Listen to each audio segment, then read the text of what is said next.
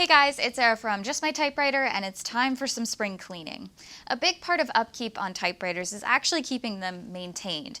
Now, maintenance can have lots of different forms, and over the last couple of months, I've been definitely collecting small jobs and repairs that I have to make on machines that I just never seem to get to. So today I wanted to go through my collection and complete all of those small little tasks that really do make a difference for your typewriter collection, even though you might not always think to do them. Hi, Lippy. Every time, huh? The first thing I wanted to tackle was a really quick and easy thing to fix on a typewriter, but it's something I usually overlook, and that is replacing the feet on a typewriter. So this is my Remington Model 5. I did pick this up in an estate sale for about $25. You may have seen me work on this machine a couple times. I've done the... Oh my God, get off of the shelves. Get off of there. You're not allowed to do that. It was in pretty good condition. You've probably seen me work on this before when I replaced the rubber rollers on this machine and did a quick ASMR cleaning. But the rubber on the feet on this machine had compressed over time and hardened, and it made it really hard to type well. The feet on your typewriter are the little rubber pads on the bottom, and they do serve an important purpose. They kind of help the suspension of your machine by keeping it up off of any surface that you're typing on to allow clearance for all of your type bars, and they can provide some sort of cushion to the vibrations that are happening in your machine. So feet over time, because they're made of rubber, are going to compress, they're going to harden, they're going to flake. In this case, that's what was happening on this machine. And a new set of rubber feet or 3D printed feet can set you back $30 to $40. So I usually wait to order these unless it's absolutely necessary. But this is a machine that I was thinking about reselling, so I knew I wanted to invest in making sure it was in great condition. So I went on Etsy and did purchase some typewriter feet for this machine. I'll link below the place that I bought them from. They came in, they're 3D printed, so they're less rubbery than I'm used to in typewriter feet, but I did want to put them on this model just to get it up to like the best I could get it before sending it to a new home or deciding to keep it in my collection. Replacing typewriter feet is usually a pretty easy process. There's going to be center screws in your typewriter feet that you can just remove, take out the old ones, and put in the new set.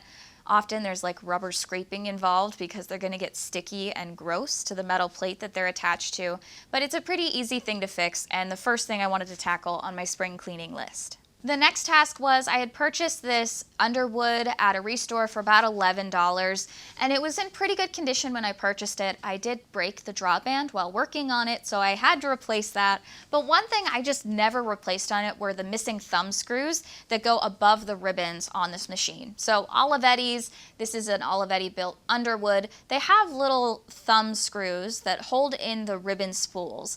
Now, you don't necessarily need these, but they do keep them in place, and if you have the wrong size on here, it can keep your ribbon mechanism from advancing properly.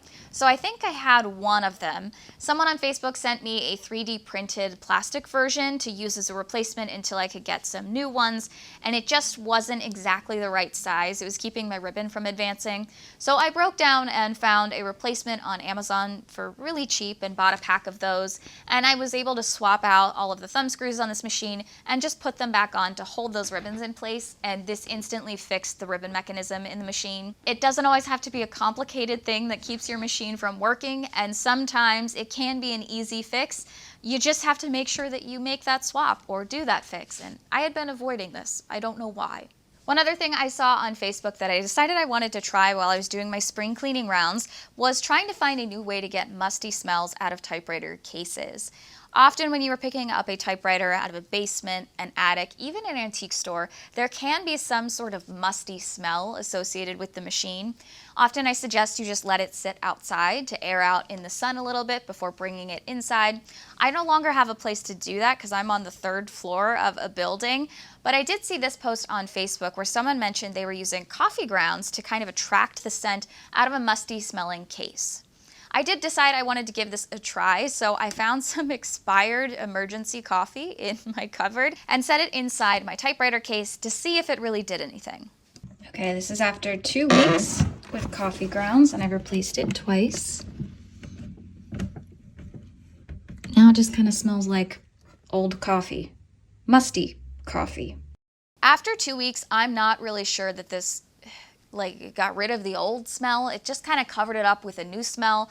Granted, the new smell of expired coffee is preferable to the old musty smell of age, but I'm not really sure that this was the right call. I know that other people have used charcoal to get the scent out of their machines, or you might have some sort of scent satchel that you can put in there to attract smells. What's really happening is just you have an old piece of equipment and the inside of cases aren't often left open to air out. So my number one recommendation is if you have a sunny backyard, throw it in there for a couple of days just to kind of bake out that scent. But if you don't have that, this kind of works. Another task I wanted to tackle on my spring cleaning list was not necessarily typewriter related, but typewriter tool related. I was working on a project where I was dismantling a record player that didn't work to take out all the screws and springs to use as replacement parts in some of my typewriters. During this process, which I do regret doing, I broke my favorite screwdriver. I was really upset, and I don't even know how I achieved this, but I broke the tip off of my flathead, perfectly sized screwdriver for typewriter repair, and I decided I wanted to memorialize it because this is the first tool I've broken doing typewriter repair. So I thrifted a frame and ended up gluing this into the frame and adding it to my gallery wall. So not really typewriter related, but it was on my spring cleaning list of things to do. The next task on my spring cleaning list was a little bit more of a larger undertaking. So I have this Bedazzled Smith Corona Corsair or Cougar Carnegie, one of those models. I bought it off of Shop Goodwill. It was completely covered in glitter. I decided to remove the glitter, get it into working condition, and then reapply the glitter. And that was a really fun project that I tackled here on the channel. And since then, it's just been sitting in my office. But the machine does have one major flaw, and that is that it doesn't really roll paper very well. The rollers seem to be in okay condition, but the space between the platen and the rollers is just too thick, so you kind of have to double up on paper anytime you're rolling paper through this machine. It operates, but not in a sellable condition. And up until now, I've just been using it as a display piece. But I recently kind of went through a let's get rid of things phase, and I decided to kind of get this one up to snuff for sale. So I did decide to figure out how to fix the rollers on this machine. Now, I didn't want to use the method I had used previously to fix the rollers on my Remington because these rollers weren't flat. They were just a little too thin.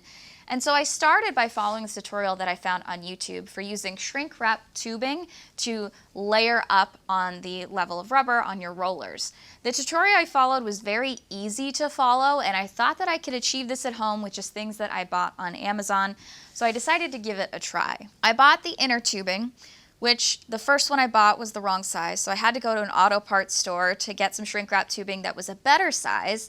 I did buy a small heat gun off of Amazon.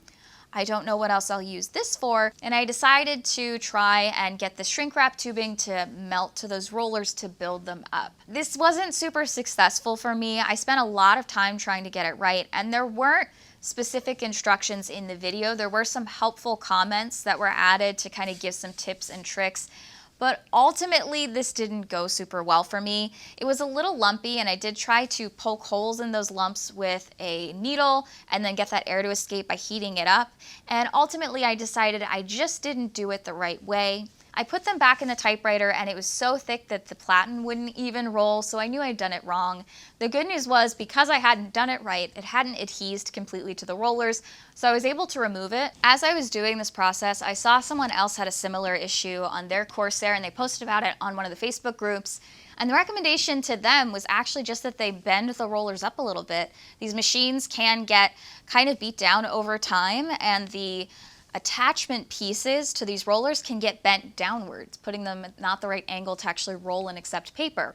So somewhere in the process of removing this rubber and then just kind of giving up, putting the rollers back in the machine, putting it back together, I must have bent them into the right height, and now it accepts paper. So sometimes the simplest solution is the correct answer. I wouldn't have known it if I hadn't gone through this process, but now it seems to work perfectly.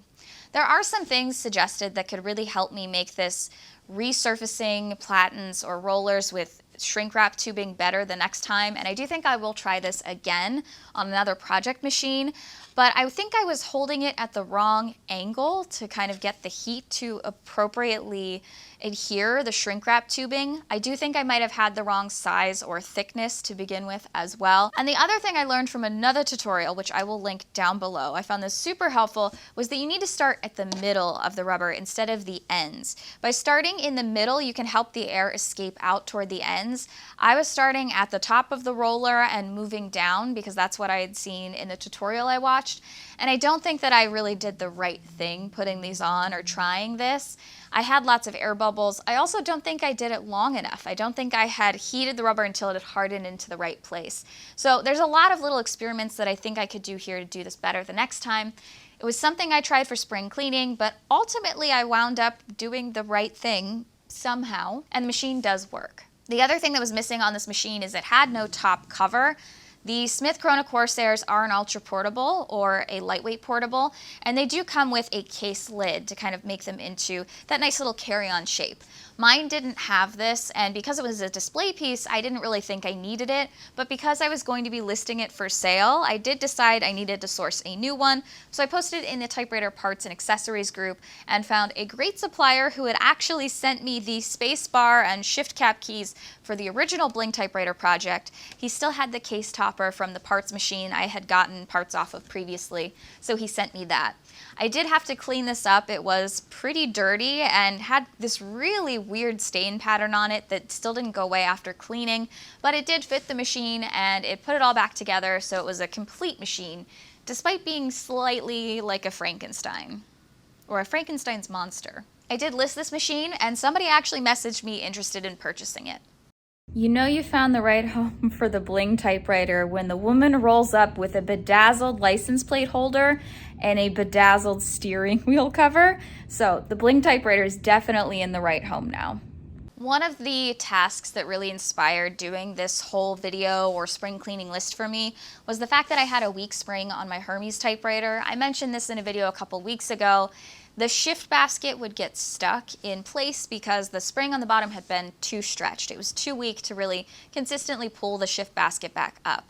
When tipped over, the gravity kind of helped it and it would go back into place. But when I set it down to type, nothing really worked to get that shift basket back up. So I knew I had to replace the spring on the bottom of this machine. I went through my collection of assorted springs that I've stolen from other typewriters, and it took me 3 or 4 tries to get the right consistency of spring as well as strength and length of spring. I tried 3 or 4 times. I actually used more heavy-duty springs, and that didn't work either. It had to be just like the right mix of things. I also went through and cleaned this section a little bit and did a little bit of forming to some of these bars to make sure that they were going up and down in the slots exactly in a straight path to allow them to kind of operate without any friction. And I was able to successfully replace this spring, meaning that my Hermes is all back together and complete. Which was great, because I was worried I was always going to have to tip my machine over and play with the linkages until it went back into its right spot. And in general, I wanted to clean up a few of the machines in my collection that have just been sitting for a while and list them for sale. This is something I've been trying to do more and more as I get more into typewriter repair and collecting. It's a lot more like catch and release. I'm able to make videos about whatever I collect, but then I'm also able to get them into the hands of somebody who maybe doesn't want to do the maintenance part of typewriter collecting, and that to me has been a really rewarding process. And I knew I just had a couple that I had to do a few things to be able to list them. So for example, I had this Adler typewriter. This is an Adler J4. I did use this in my apartment-friendly cleaning guide. I bought it for $10. It was really dirty, and I had to clean it out, put it back together, do some work on the outside of the body of this machine. There was one thing that I just couldn't figure out for the life of me as I continued working on this machine. The ribbon mechanism just never advanced properly. The ribbon would just stay still every time I used it. And my poor pen pals, I just kept using this typewriter and testing it on all of my pen pal letters, and you could just see the ink start to fade and fade and fade until I'd manually move the ribbon forward to start typing.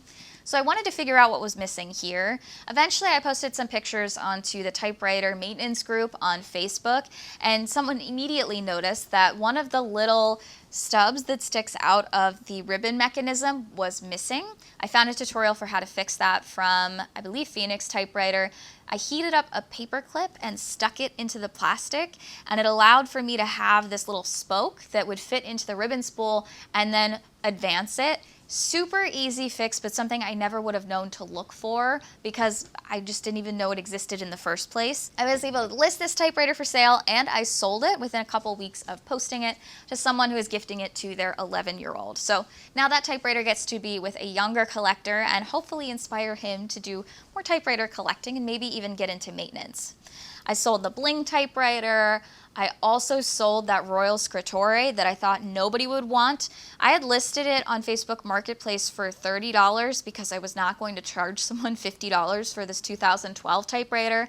I had also listed it on eBay, and I had no bites. Eventually I decided to cut my losses, and I listed it for $20, which is still $7 more than I paid for it, but I did put in an $8 ribbon, and someone did eventually decide to purchase this for a friend of theirs. So I was also able to sell the Royal Scrittore, which I never thought I'd be able to do. But getting through this list of spring cleaning was really helpful, and just kind of getting a lot of the machines in my collection back up to working condition and just maintaining them.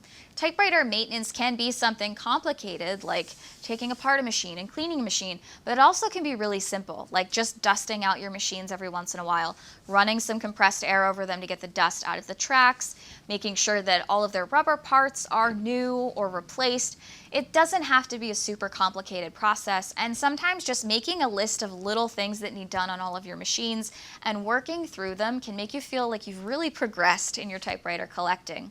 Getting through this list of just small little things made me feel a lot more confident in my repair tactics, in my collecting, and it also helped me rehome quite a few of the machines in my collection that I just kind of left sitting almost finished.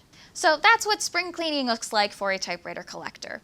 If you're interested in more typewriter content, I do some other videos on this YouTube channel as well as on my Instagram at just.my.typewriter. I want to thank you all so much for watching and remind you, you're just my typewriter.